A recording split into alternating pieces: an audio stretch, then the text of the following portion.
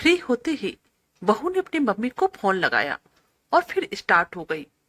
क्या बताऊं मम्मी, जैसे जैसे उम्र हो रही है जवानी बढ़ती ही जा रही है।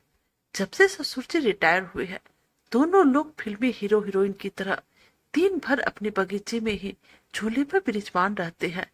ना अपने बालों की सफेदी का लिहाज है और ना बहू ही बेटा का। इस उम्र में दोनों अपने आप को जवान समझ रहे हैं और हम लोगों की बरोबरी कर रहे हैं।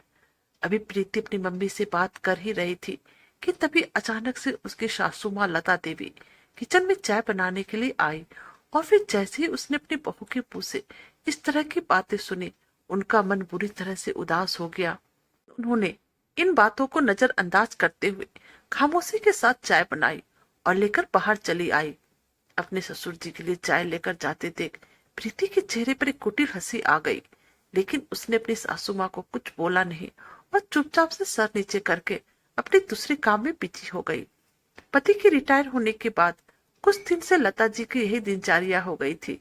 अब वह अच्छे से तैयार होकर अपने घर के सबसे खूबसूरत हिस्से जहाँ पर उन्होंने प्यार से पेड़ पौधे लगाए थे, अब आराम से मोहन जी के साथ घंटों वहां पर समय बिताती थी, क्योंकि सारी उम्र तो उनके बच्चों के लिए जीने में ही निकल गई थी। तो जीवन की इस संध्या में दोनों लोग साथ समय भी गुजारते थे।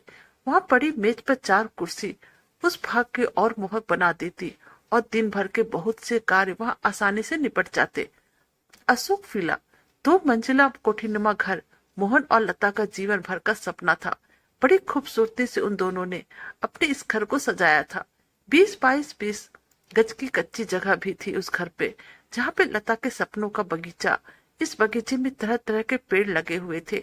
आम, केला, बेल के पौधे, हरी सिंगार का पौधा, गुड़हल का पेड़ और एक छोटा सा टैंक जिसमें कमल के फूल खिले रहते थे।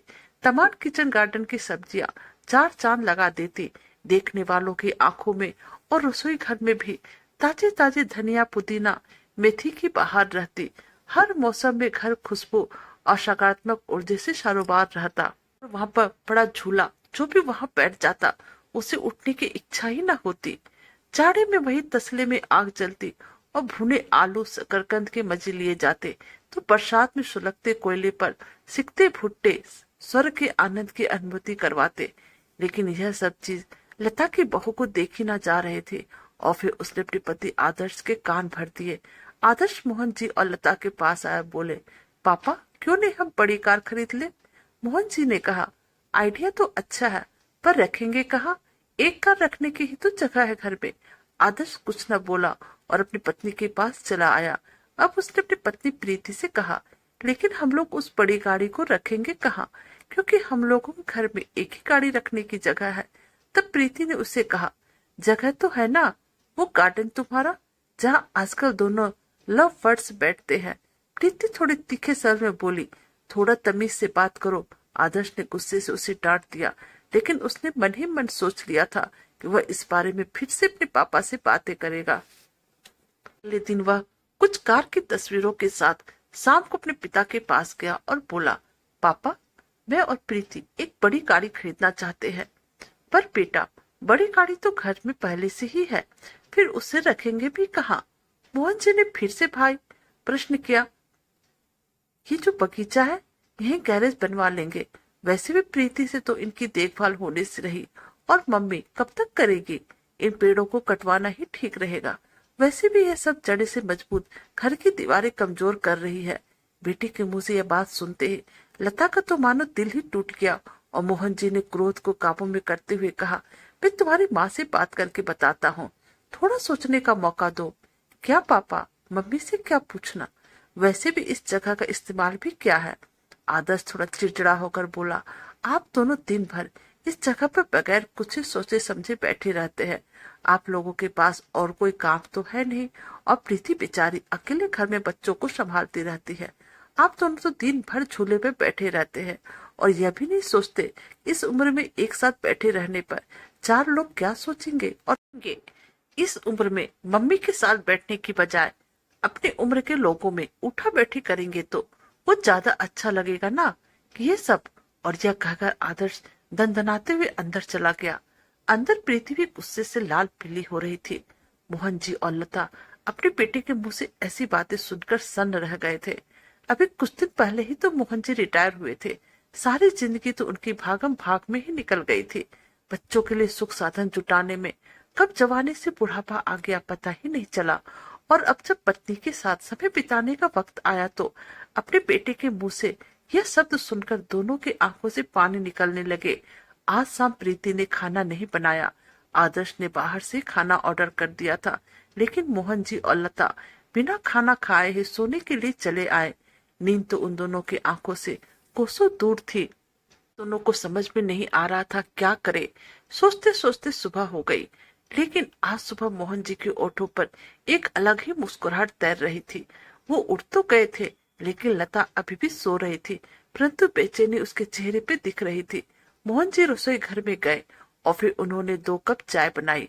चाय बनाने के बाद वो दोनों कप चाय लेकर अपने बेडरूम में आ गए और फिर पहला कप लता को उठाकर पकड़ाया और दूसरा खुद पीने लगे। सोचा, लता ने रुआसे लहजे में पूछा, मैं सब ठीक कर दूंगा, बस तुम धीरज रखो। मोहन जी बोले, पर हद से ज्यादा निराश। लता उस दिन पौधे में पानी देने भी ना निकली और ना ही किसी से कोई बात की।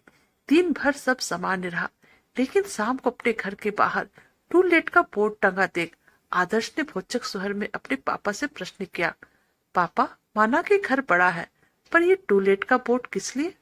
अगले महीने मेरे स्टाफ के मिस्टर गुप्ता रिटायर हो रहे हैं, तो वो इसी घर में रहेंगे। उन्होंने शांतिपूर्ण तरीके से उत्तर दिया। आदर्श बोला, पर कहाँ? तुम्हारे पोर्शन में। मोहन जी ने समान स्वर में उत्तर दिया।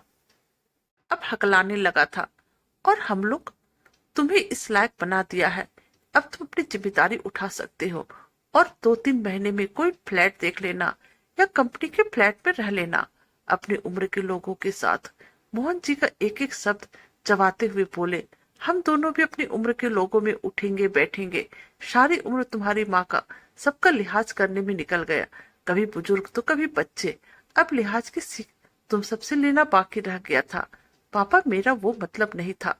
आदर्श सिर झुका कर बोला, नहीं बेटा, तुम्हारी पीढ़ी ने हमें भी प्रैक्टिकल बनाने का सबक दे दिया।